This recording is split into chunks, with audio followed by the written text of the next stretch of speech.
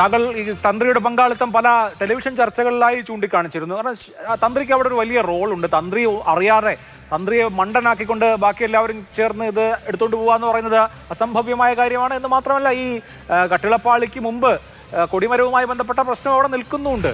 അപ്പോൾ ഇതൊരു തുടക്കം മാത്രമായിട്ടാണോ തോന്നുന്നത്?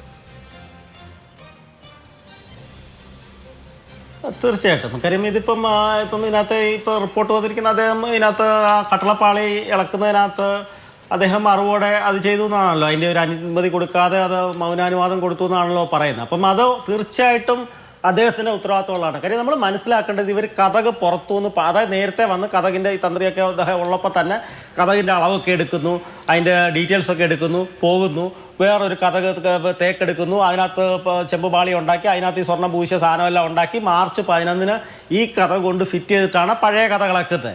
പഴയ കഥകിലെ പൂട്ട് മാത്രം ഈ പുതിയ കഥകിലേക്ക് സെറ്റ് ചെയ്യുന്നു. എന്നിട്ട് അവർക്ക് ഈ പഴയ കഥക് കൊണ്ടുപോകാൻ മാർഗ്ഗം ഇല്ലാത്തതുകൊണ്ട് അവർ കട്ടളയെ കൂടെ ഇളക്കുന്നു, കട്ടളയുടെ മേളിലെ പ്രഭാമണ്ഡലം ഇളക്കുന്നു. എന്നിട്ട് ഈ പറഞ്ഞ കട്ടളപ്പാളിയോടൊപ്പമാണ് പഴയ കഥകിൻ്റെ ഈ പറഞ്ഞ സ്വർണം കൂടെ അവരുടെ കസ്റ്റഡിയിലേക്ക് കിട്ടുന്നത്. അപ്പോൾ അതൊരു വലിയ ഗുരുതരമായ, അങ്ങനെ ഒരു സാധനം ഇല്ലെങ്കിൽ അവിടെ കൊണ്ടുവന്നിട്ട് അങ്ങോട്ട് കൊണ്ടുപോകേണ്ട കാര്യമില്ലല്ലോ, തിരിച്ചു കൊണ്ടുപോകേണ്ട കാര്യമില്ലല്ലോ. അപ്പം അത് ഇദ്ദേഹം അറിഞ്ഞുകൊണ്ടാണ് അതിന് പ്രത്യേകിച്ച് അനുമതി മൗനാനുവാദം. പിന്നെ വേറൊരു കാര്യം നമ്മൾ മനസ്സിലാക്കേണ്ട, വിശ്വാസപരമായിട്ടുള്ള ഒരു കാര്യത്തിനകത്ത് ഇതൊരു പേപ്പറിൽ നമ്മൾ ഗവൺമെൻറ്റിൻ്റെ പേപ്പേഴ്സ് പോകുന്ന പോലെ പേപ്പറിൽ ഒരു അനുമതി കൊടുക്കുകയല്ല.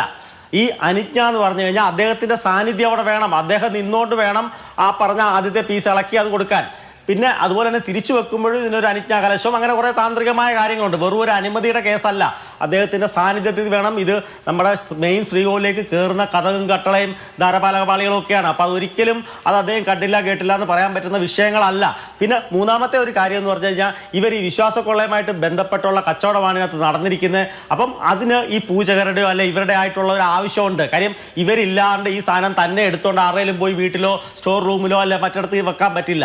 ഇതൊരു ഇവരുടെ നിരന്തരം കസ്റ്റമറായിട്ടുള്ള, അല്ലെങ്കിൽ ഇവർ നിരന്തരം പൂജകൾ ചെയ്യുന്ന, അല്ലെ ഇവരുടെ എന്താ പറഞ്ഞ സാങ്കേതിക വിജ്ഞാനം, ഈ പറഞ്ഞ താന്ത്രിക പൂജ അവരുടെ ഫാമിലി ആയിട്ടുള്ള അവരുടെ മെൻറ്റർ എന്ന് വേണേൽ പറയാം, ഈ സ്പിരിച്വൽ മെൻറ്ററായിട്ടുള്ള അല്ലെ ഇവർ സ്പിരിച്വൽ മെൻറ്ററായിട്ടുള്ള ആൾക്കാരിലേക്ക് മാത്രമേ ഇവർക്ക് സ്വപ്ന ദർശനമോ മറ്റെന്തെങ്കിലും കാര്യങ്ങളൊക്കെ പറഞ്ഞ് അവരെ തെറ്റിദ്ധരിപ്പിച്ച് ശനിദേവനാണ് മറ്റേ അങ്ങനെയാണ് അങ്ങനെയൊക്കെ പറഞ്ഞിട്ട് ആ ഒരു രീതിയിൽ ഈ സംഭവത്തിൻ്റെ കച്ചവടം നടക്കത്തുള്ളൂ. അതിന് ഉണ്ണികൃഷ്ണൻ പോറ്റി പല ലാംഗ്വേജിൽ, ഇപ്പോൾ തന്ത്രിയുടെ നാവായിട്ട് ഉണ്ണികൃഷ്ണൻ പോറ്റി പല ഭാഷയിൽ 4-5 ഭാഷ അദ്ദേഹത്തിന് അറിയാം. അപ്പം ആ രീതിയിൽ അവരൊരു ടീം സെറ്റ് ചെയ്തിരിക്കുന്നതാണ്. പിന്നെ വേറൊരു കേസ് കൂടെ പറയാനുള്ളത്, ഇവിടെ 2 തരം അഡ്മിനിസ്ട്രേഷൻ മാത്രമല്ല, അതായത് ആചാരകാര്യങ്ങൾ ചെയ്യുന്ന തന്ത്രിയും ഈ പറഞ്ഞ അഡ്മിനിസ്ട്രേറ്റീവ് ബാക്കി ഭരണകാര്യങ്ങൾ നിർവഹിക്കുന്ന ദേവസ്വം ബോർഡും. അതല്ല, അവിടെ ഒരു മൂന്നാമത്തെ ഭരണ സംവിധാനം ഉണ്ട്.